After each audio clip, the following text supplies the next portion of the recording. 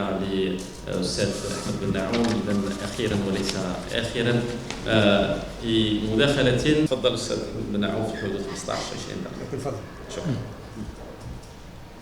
ذكر أن الأستاذ أحمد بن نعوم كان من المساهمين في كتابة النص المرافق لملف الذي تم على أساسه التصنيف والانتظار على مستوى اليونسكو. على كل حال اشتغل على هذا الملف منذ سنوات عديدة عديد من الباحثين التي لا يمكن أن نذكر كل أسمائهم في هذه الفضاء، والعديد من الجمعيات والعديد من الصحفيين الذين ساهموا، ولهذا يكتسي هذا التصنيف أهمية بالغة على المستوى الوطني. وأحيي الكلمة مجددا الآن إلى نعوم.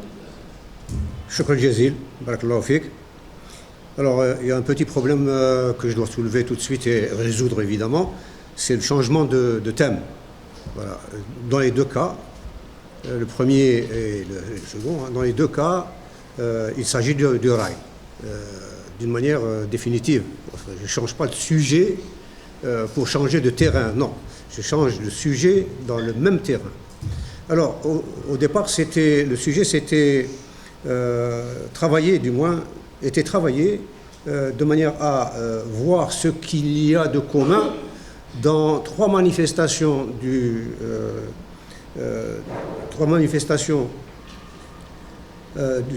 patrimoine culturel immatériel, à savoir le rail, la fantasia, le goum ou l'alfa, et l'alaoui. Bon.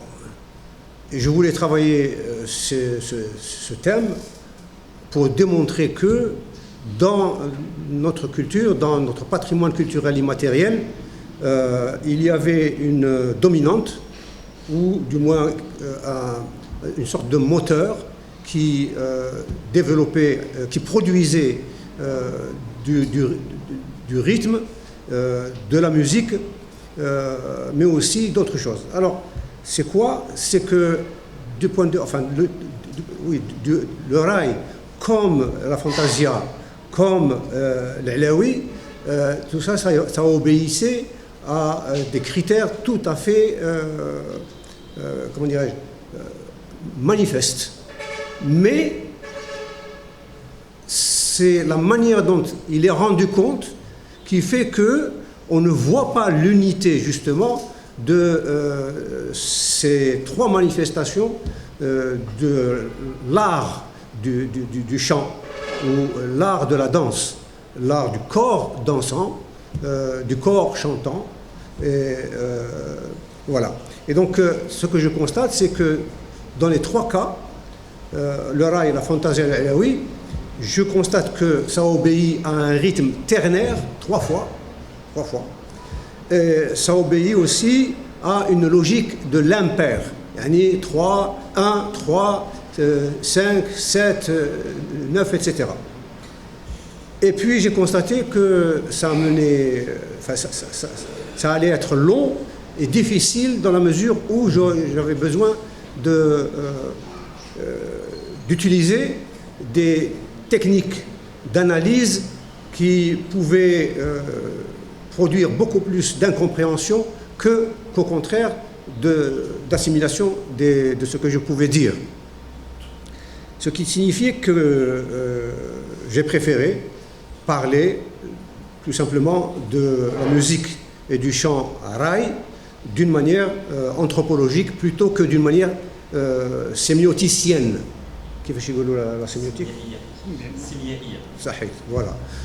Ça pouvait emmener enfin de l'incompréhension parce que c'est très technique. La sémiotique, comme la sémiologie, c'est très technique et donc ça pouvait comment dire, je pouvais échouer à faire comprendre les choses parce que c'est très technique. Alors qu'est-ce que j'ai fait? J'ai repris un texte que j'ai écrit il y a quelques années en appui sur demande de l'UNESCO et en appui au dossier sur le rail comme patrimoine culturel immatériel dans notre société. Et donc, je vais présenter tout simplement, anthropologiquement parlant, la musique et le chant raï. Le rail est un fait social total au sens où il est l'expression du foyer de convergence de pratiques à la fois artistiques, symboliques, économiques et sociales.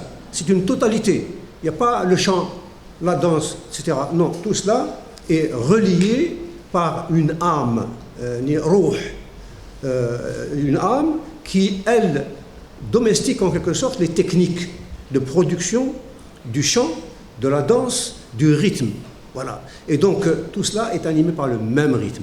Et c'est ce rythme-là qui détermine, ce type de rythme qui détermine l'unité de ce que la société, notre société, produit comme sens.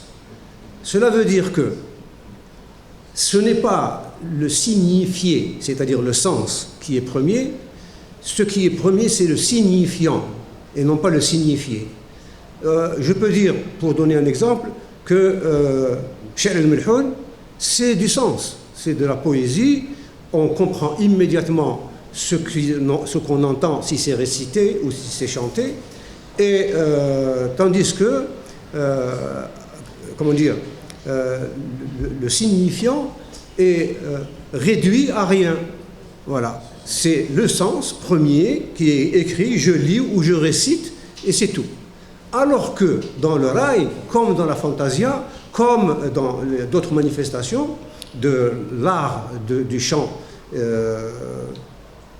et de la musique, ben, c'est d'abord et avant tout du son, c'est-à-dire du bruit. Mais ce bruit, il est domestiqué en quelque sorte, et il est obligé de produire du sens, comment dire, d'abord et avant tout comme signifiant et non pas comme signifié. Chez El-Milhoun, on comprend tout de suite ce qui est dit et ce qui est chanté. Tandis que dans le rail, ce n'est pas ce qui est dit qui compte, c'est ce qu'on entend, et uniquement ce qu'on entend. Voilà. Si je dis par exemple مطول ذلي الكيطوال وانا في بيت غير وحدي جاني مرسول بعد حال دق في الباب قال سيدي قلت له اهلا بيك والسهال بقدومك يا الريم عندي نترجى فيك ذا شحال يا طفله فيك خاب سعدي الى اخره. C'est tout de suite compris, mais ce n'est pas, alors que dans le rail يا الزنا ربي للود ودير الجبيره نعناع voilà. Ça ne veut rien dire. Et pourtant, non. Ça veut tout dire. Exactement. Ça ne veut rien dire. Mais ça veut tout dire. Merci beaucoup. Ça veut tout dire parce que... Non.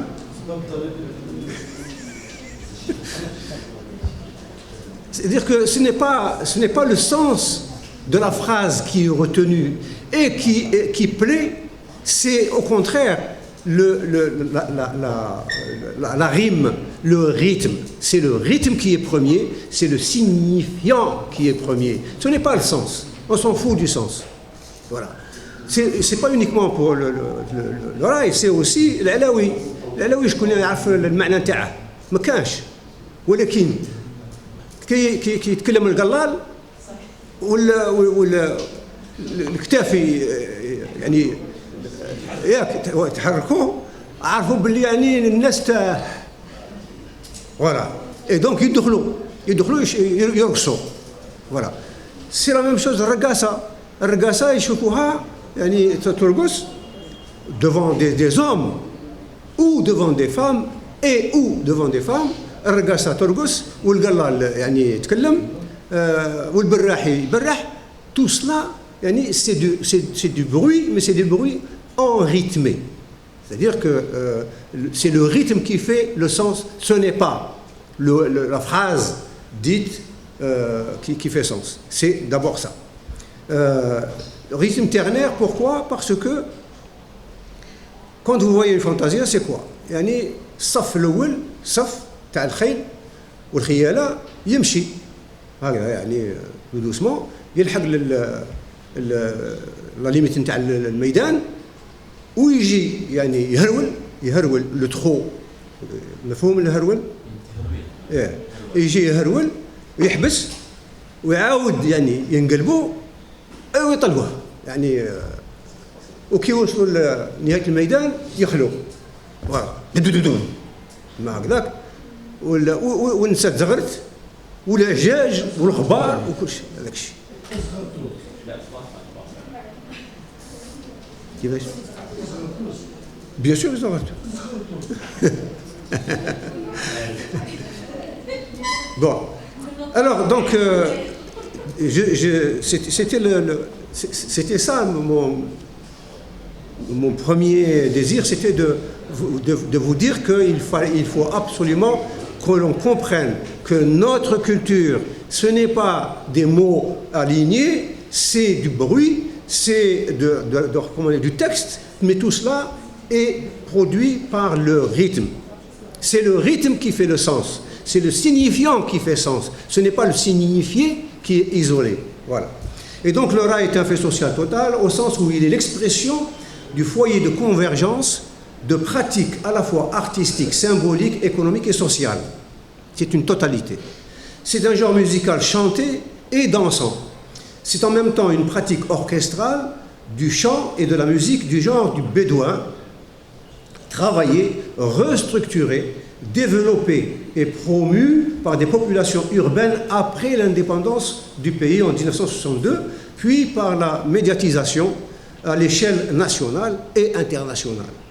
Son nom lui vient d'un refrain renvoyant, comme dans le jazz par exemple, à un état d'âme qui fait l'esprit raï, comme il y a l'esprit jazz, et qui signifie en français oh mon opinion, yaraï, en sous-entendant l'erreur. Yaraï, c'est il chante quoi? Il chante l'erreur. Ou même le délit d'opinion. Étymologiquement, la racine raï, en sous-entendant l'erreur, ou même le délit d'opinion. Étymologiquement, la racine renvoie au sens de croire, penser, tel ou tel référent objectif ou subjectif, ou avoir telle ou telle chose. Le féminin du nom donne raya. Ray, raya, soit l'étendard, l'ilm, soit encore une représentation de l'identité du groupe humain. Je peux dire beaucoup de choses sur justement la notion d'identité et le concept de différence, mais on n'a pas le temps malheureusement, parce que il faut qu'on se libère. C'est aussi donc une manière de voir, de regarder, mais aussi d'avoir une vision, de donner un bon ou un mauvais conseil, voire aussi tel ferraille, tel ferraille. Et donc c'est une notion extraordinairement importante dans la relation humaine. Le terme renvoie aussi à une polysémie dont le sens multiple selon le contexte est de nature presque totalement subjectif, qui renvoie de ce fait bien plus à l'inconscient collectif qu'à quelque objectivité que ce soit. Le signifiant raï, je ne dis pas le signifié, le signifiant raï de la performance orale, A-U-R, oral, O-R. Oral avec A-U, c'est sam'a. Oral avec O, c'est le gerzi. La performance donc orale, ou oreille-voix, traduit beaucoup plus l'aveu d'une subjectivité assumée comme telle, mais partagée avec l'auditoire, c'est-à-dire avec la société tout entière. Et ce signifiant, raï donc, est ainsi riche de sens emblématique du sujet pratiquant. On ne chante pas des équations mathématiques. Voilà. Encore que, on ne chante pas donc des équations mathématiques. Le signifiant couvre donc un champ, l'inconscient collectif. Al-Maïdan, c'est l'inconscient collectif. Et procède d'un chant, C-H-A-N-T, finalement au dit, comme opinion. Raï, c'est l'opinion sur la relation esthétique. Dans tous les cas, la chanson, comme la musique, raï, exprime dans l'art la sensibilité dense, aiguë de voir. Ra'a. Raï, j'ai men ra'a. De la vision, ru'ya. et du sens de l'amour et de la beauté comme esthétique fondamentale. C'est une résilience collective vécue au moyen du texte enveloppant le corps, lui-même animant par les rythmes, la voix dans la danse. Un bref historique, le raï dont la mémoire remonte au moins au XVIIIe siècle était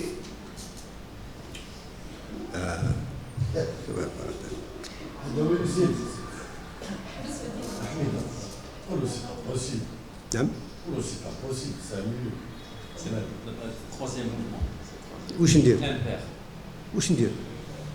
Je continue ou là? Si, 5 minutes, 5 minutes. Là, 5 minutes, là, c'est inacceptable. Pourquoi je parlerai 5 minutes alors que d'autres ont parlé pendant plus d'une demi-heure? Non, c'est pas normal. C'est pas normal. Non, c'est inacceptable. C'est inacceptable. Historiquement, alors, le raï a vécu une première révolution.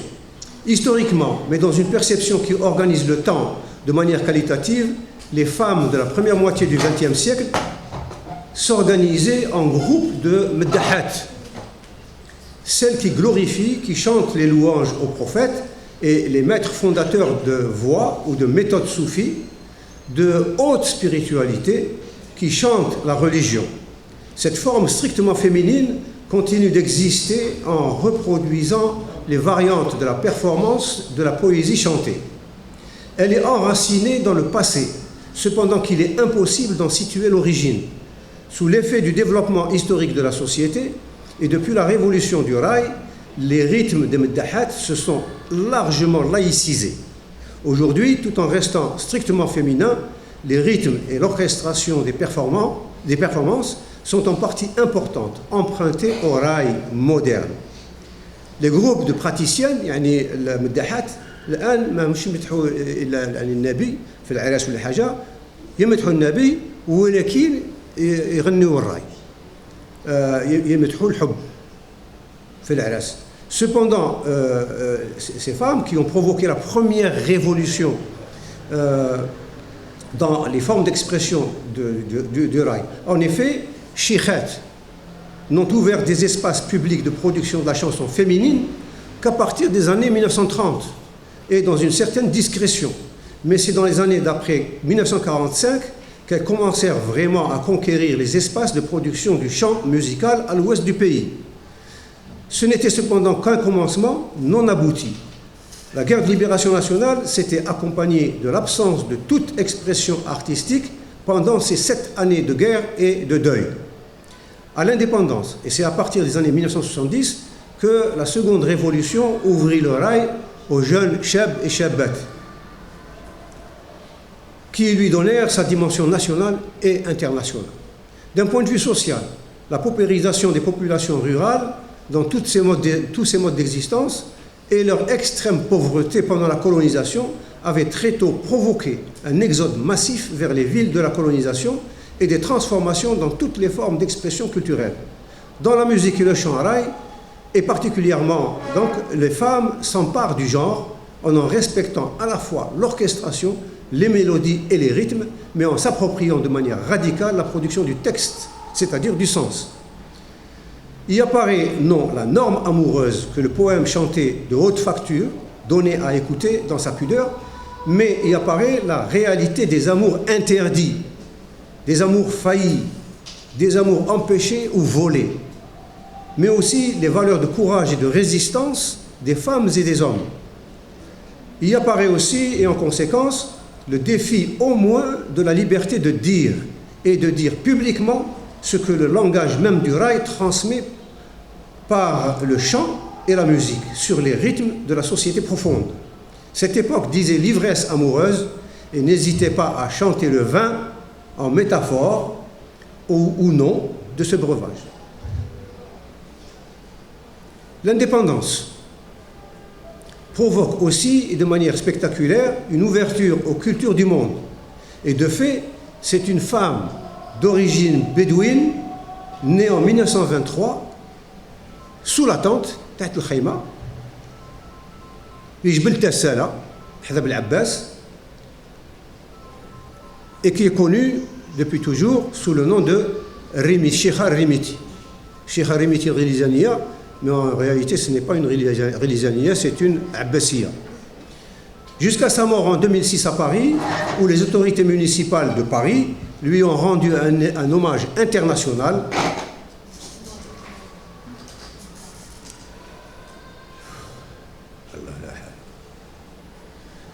Remarqué, un hommage international remarqué en inscrivant son nom sur une rue de la Goutte d'Or dans le 18e arrondissement de Paris. عندها يعني عطاوها اسم شارع في باريس. Elle reçut encore d'autres distinctions et hommages des plus hautes autorités partout où elle se produisait. Elle a fait le tour du monde. Elle fut d'abord en Algérie, puis dans le monde, la figure principale de tout chant et de tout spectacle de raï qu'elle donnait. Une deuxième révolution, ça c'est la première révolution. La deuxième révolution, c'est le pop raï. De jeunes chanteuses et chanteurs, et parfois très jeunes, des femmes libérées des contraintes sociales et culturelles, mais aussi des professionnels, s'emparèrent du genre. Le précurseur du pop raï ou du raï moderne, vous le connaissez tous, c'est, je lui donne un titre, je l'anoblis, c'est Maître Mes'oud Bellamou. Normalement, vous applaudissez. À Aïn Mouchent, le groupe Raïna Ray à Sidi Bel Abbas, et donc tous ces gens ont fait le tour du monde. Cheb Mami à Saïda, puis en France et dans le monde, Khaled à Oran, Khalil Bilbourtah, puis dans le monde, entre beaucoup d'autres de moindre impact. Tous ces gens brisent les censures et ouvrent une sorte de combat pour l'expression libre et inventive de la musique et du chant traditionnel.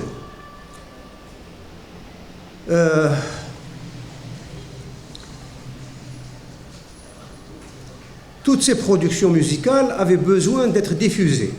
Ce sont deux jeunes et modernes éditeurs d'Oran, mais d'origine tlemcenienne, les frères Rachid et Fethi Baba Ahmed, qui vont assurer cette évolution de la cassette, puis du DVD et de la vidéo. Ils deviennent les éditeurs majeurs de toutes les performances du raï à partir de leur siège professionnel et font de la ville d'Oran la capitale de la diffusion du raï devenu le pop raï. Le genre, en aidant à le diffuser en France, dans le monde, en organisant dès 1985 de nombreux et réguliers festivals annuels, des colloques universitaires et en mettant à disposition les médias officiels comme la presse, la télévision et les radios. Conclusion. « Il est nécessaire de rappeler au souvenir perpétuel que pendant la décennie noire 1990-2000, des chanteurs et des chanteuses payèrent de leur vie la pratique du raï, de toute musique et de tout art. L'éditeur de musique et organisateur des concerts raï, cette musique devenue universelle, je parle de Rachid Baba Ahmed d'Oran et de Tlemcen, il fut assassiné par des hordes fanatisées. L'un des chanteurs les plus reconnus et les plus prolixes, Cheb Hasni, le fut aussi. D'autres artistes pratiquant d'autres musiques et d'autres arts, à l'instar de Abdelkader Alloula, auteur et homme de théâtre émérite, le furent aussi. Le raï continue son chemin. Il a ouvert et continuera d'ouvrir les cœurs et les esprits, en Algérie au moins. Son épaisseur historique, comme sa fidélité à lui-même et à sa société, sont les garants de sa pérennité. Deuxièmement, la crainte fut et est que le raï soit dénaturé par son succès international. Il n'en fut et n'en est rien. Le texte chante toujours la beauté, la femme, la liberté d'aimer et de vivre. Chante la paix, la nostalgie et l'ivresse amoureuse dans la langue de la société. La métaphore osée, les codes sociaux restent les mêmes. Le raï s'adapte au monde et à l'humanité par ses outils et habite toujours sa matrice originelle. Il n'a pas cessé d'être identique à lui-même en construisant sa différence. et habite toujours sa matrice originelle, lisible, visible, tout en étant, lisible, visible et audible par l'autre, tout autre.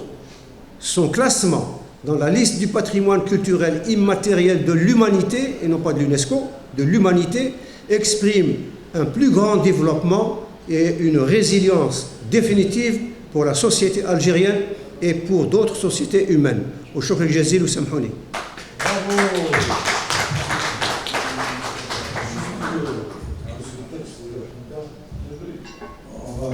Le texte que vient de dire Hamida, nous allons le voir dans un petit film qui va illustrer cette journée d'études. C'est le petit film, parce que pour monter un dossier à l'UNESCO, l'UNESCO exige un documentaire de 10 minutes. C'est très difficile de faire quelque chose. Il est plus facile de faire un livre qu'un article. Ah ben comment oui. Faire un 10 minutes tout expliquer, que ça concerne tout, et vous allez voir que nous avons réussi. Voilà, il y a deux petites choses, Slimane, deux petites choses. Deux petites choses. La première, il y a une chose que j'ai déjà dite à plusieurs reprises, Slimane il le sait, c'est que notre société a besoin de ces artistes, mais aussi de ces intellectuels, de ces chercheurs, pour travailler d'une manière constante et d'une manière scientifique, mais d'une manière perpétuelle sur le patrimoine culturel immatériel. C'est le patrimoine culturel immatériel qui construit notre différence et non pas notre identité, notre différence. Voilà. C'est une problématique qui est autre, mais que et si nous perdons, et nous sommes en train de perdre, notre différence, c'est-à-dire dans ces manifestations, et entre autres, justement, le rail, voilà, eh bien nous sommes foutus. Nous allons être recolonisés par d'autres que les Français, mais nous serons recolonisés.